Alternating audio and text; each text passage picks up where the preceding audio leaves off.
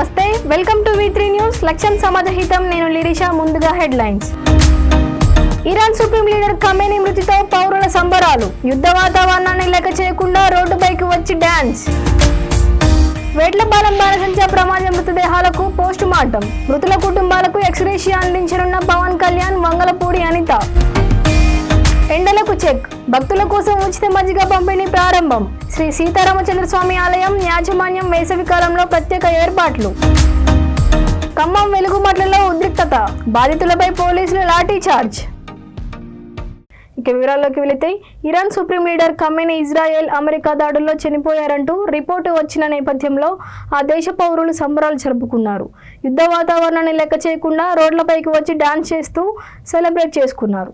గతంలో పలుమార్లు ప్రభుత్వంపై ఇరాన్లో నిరసనలు చెలరేగడం, వాటిని ఖమేనీ ప్రభుత్వం అణిచివేయడం జరిగిన సంగతి తెలిసిందే. కాగా పరిస్థితులు చక్కబడే వరకు ఇరాన్పై దాడులు కొనసాగుతాయని అమెరికా అధ్యక్షుడు ట్రంప్ ప్రకటించారు. కాకినాడ జిల్లా వేట్లపాలెం బాణసంచా తయారీ కేంద్రంలో జరిగిన ప్రమాదంలో 23 మంది మృతి చెందారు. కాగా కాకినాడ ప్రభుత్వ ఆసుపత్రిలో 9 మంది క్షతగాత్రులలో 7 90% కాలిన గాయాలతో చికిత్స పొందుతున్నారు. వారికి ప్రత్యేక వైద్య బృందాలతో వైద్య సదుపాయం అందిస్తున్నారు. ఘటనకు బాధ్యులైన 4 డివిజన్ స్థాయి అధికారులను సస్పెండ్ చేశారు. బాణసంచా తయారీ కేంద్రం యజమాని పరారీలో ఉన్నారు. మృతుల్లో బాణసంచా తయారీ యజమాని తండ్రి కూడా ఉన్నారు. అధికారులు సామర్లకోట కమ్యూనిటీ హెల్త్ సెంటర్లో మృతదేహాలకు పోస్ట్ మార్టం నిర్వహించారు. అర్ధరాత్రి నుండి ఉదయం 6 గంటల వరకు 11 మృతదేహాలను వారి కుటుంబ సభ్యులకు అప్పగించారు. దహన సంస్కారాల ఖర్చుల నిమిత్తం ప్రభుత్వం తరపున ఒక్కొక్కరికి 25,000 రూపాయల సహాయం అందజేశారు. ఉప ముఖ్యమంత్రి పవన్ కళ్యాణ్, మంత్రుల వంగలపూడి అనిత, పొంగూరి నారాయణ, కందుల దుర్గేష్ మృతుల కుటుంబాల ఇళ్లకు వెళ్లి ఎక్స్గ్రేషియా చెక్కులను అందజేయనున్నారు.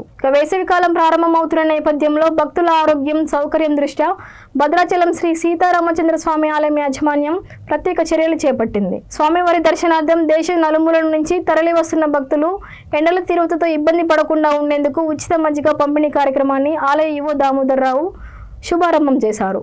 ఆలయ ప్రారంభంలో ఏర్పాటు చేసిన ప్రత్యేక కౌంటర్ల ద్వారా ప్రతిరోజు ఉదయం నుంచి మధ్యాహ్నం వరకు భక్తులకు చల్లటి మజ్జిగను ఉచితంగా అందించనున్నారు. ప్రతి ఏడాది వేసవి కాలంలో ఈ సేవా కార్యక్రమాన్ని నిర్వహించడం ఆలయానికి ఆనవాయితీగా కొనసాగుతుందని, భక్తుల రద్దీ పెరుగుతున్న నేపథ్యంలో ఈసారి మరింత విస్తృత స్థాయిలో మజ్జిగ పంపిణీ చేయనున్నట్లు ఆలయ వర్గాలు వెల్లడించాయి. ఖమ్మం పట్టణంలోని వెలుగుమట్ల ప్రాంతంలో ఉద్రిక్త పరిస్థితులు నెలకొన్నాయి. తమ ఇండ్లు కూల్చివేయడంతో ఆవేదనకు గురైన బాధితులు రోడ్లపైకి వచ్చి ఆందోళన చేపట్టగా పరిస్థితులు అదుపు తప్పడంతో పోలీసులు లాఠీ చార్జ్ చేసిన ఘటన తీవ్ర కలకలం రేపుతోంది. వెలుగుమట్లలో కొంతమంది పేద కుటుంబాల గృహాలను అధికారులు ఆకస్మికంగా కూల్చివేయడంతో వారు నిరాశాన్ని ఆగ్రహాలకు గురయ్యారు. ముందస్తు నోటీసులు ఇవ్వలేదని, ప్రత్యామ్నాయ నివాస సదుపాయం కల్పించలేదని బాధితులు ఆరోపిస్తున్నారు. చిన్నపిల్లలు, మహిళలు, వృద్ధులతో కలిసి రోడ్లపై నిలబడి తమకు న్యాయం చేయాలని డిమాండ్ చేశారు. మా జీవనాధారం మొత్తం ఈ ఇండ్లే, ఇప్పుడు ఎక్కడికి వెళ్ళాలి అంటూ కన్నీటి పర్యంతమయ్యారు. ఈ నేపథ్యంలో బాధితులు ప్రధాన రహదారిపై బైఠాయించి నిరసన వ్యక్తం చేశారు.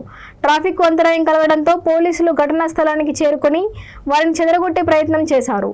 ఇరు వర్గాల వాగ్వాదం చోటు చేసుకుని ఉద్రిక్తత పెరగడంతో పోలీసులు లాఠీచార్జ్ చేసినట్లు స్థానికులు తెలిపారు. ఈ దాడిలో పలువురు మహిళలు, యువకులు గాయపడినట్లు సమాచారం.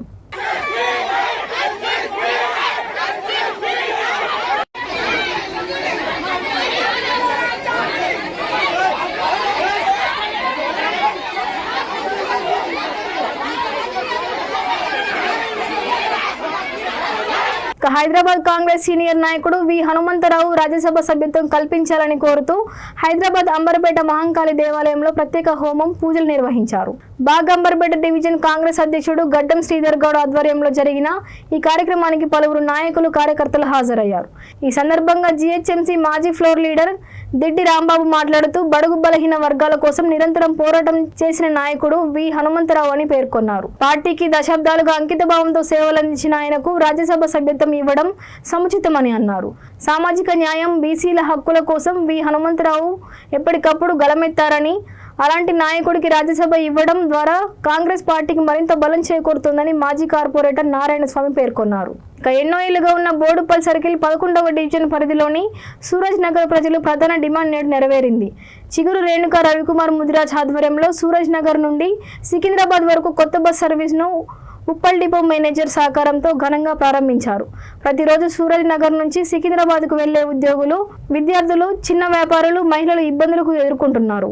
ఇకపై కొత్త బస్ సర్వీస్తో ప్రజలకు సమయపాలన, సౌకర్యవంతమైన ప్రయాణం అందుబాటులోకి రానుంది.